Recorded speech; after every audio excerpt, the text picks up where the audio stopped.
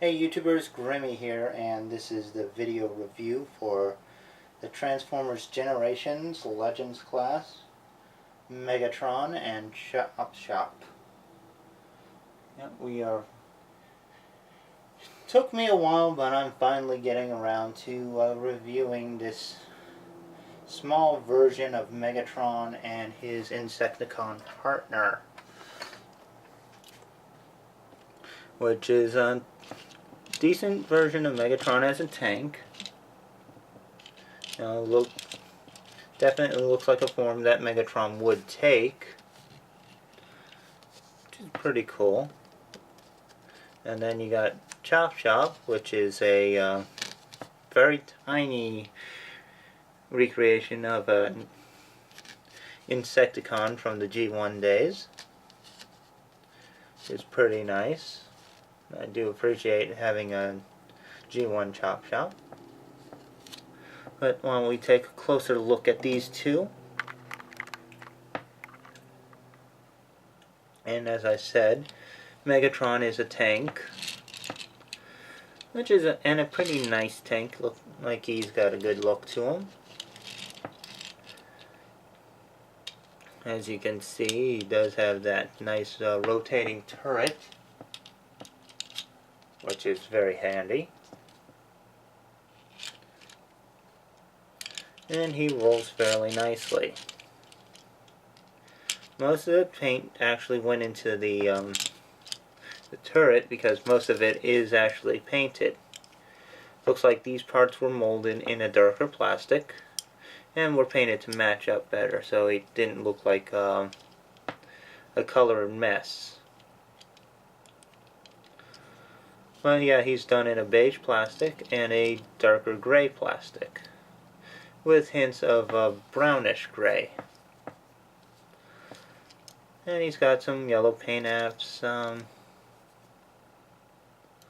and all in all, he looks pretty nice.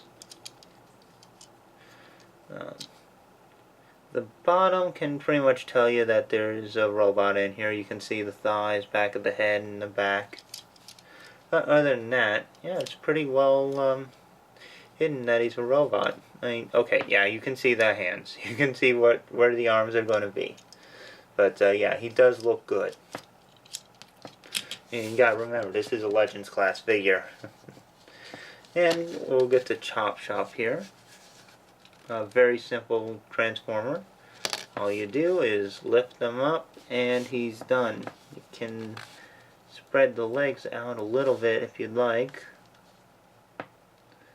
Yeah, you got yourself a little Chopshop there.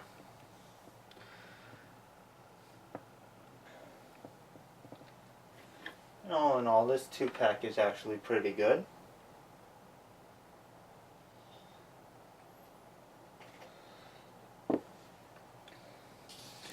And, you know, in case you were wondering, Chopshop actually transforms into a scissor weapon. Hence he has the ability to open and close by just opening and closing the legs.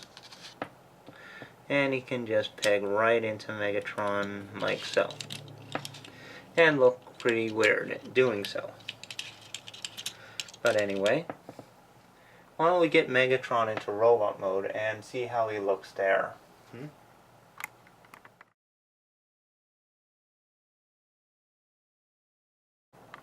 now we have Megatron in his robot mode. And as you can see, the design on the paint job is actually, well, there to depict his time as a miner. Like just before he started the Decepticon Autobot War. Although he already has the Decepticon symbol. So this might be just after he started that war. The face, while colored differently than we would normally expect, definitely does look like Megatron. So it is a really good head sculpt. All in all, the body is well proportioned, and I do love how the legs actually transform and fold out, wrap around the body to become the tank treads. I thought that was a really good touch. As you can see, Chopshop actually can fit onto Megatron's left arm to form like a blade weapon,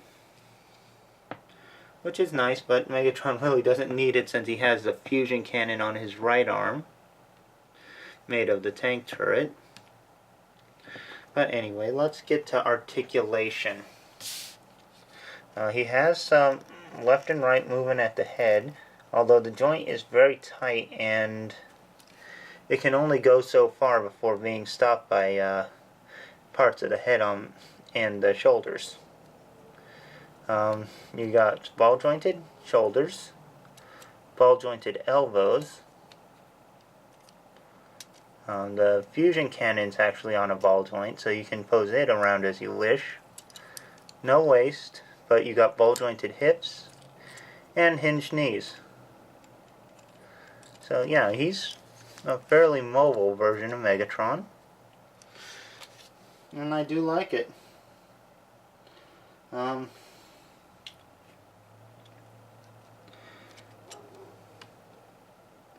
Now the Takara version of this mold is actually colored to look more like G1 Megatron, which might be looking better if you try to have this with Metroplex.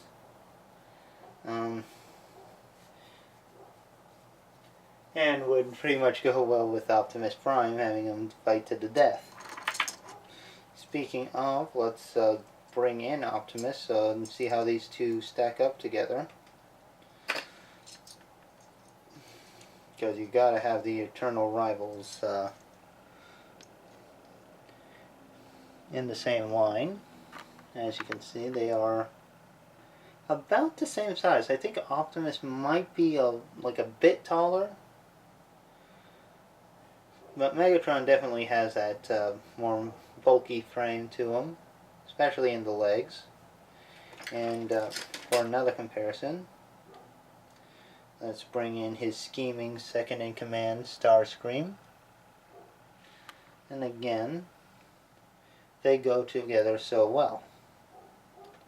I really do think he would go better with Starscream if he was the G1 colors. But that's just the way I feel about it. I do recommend this one though. Like, it's a really good Megatron, even if it is small. I mean, I am going to hang on to that gripe that Legends class size is not the best size for Megatron, Optimus, or Starscream. But there's no denying that the figures are top-notch and worth being in a collection. So I do hope you've enjoyed this review, and I'll see you next time. So take care, have fun, and so long.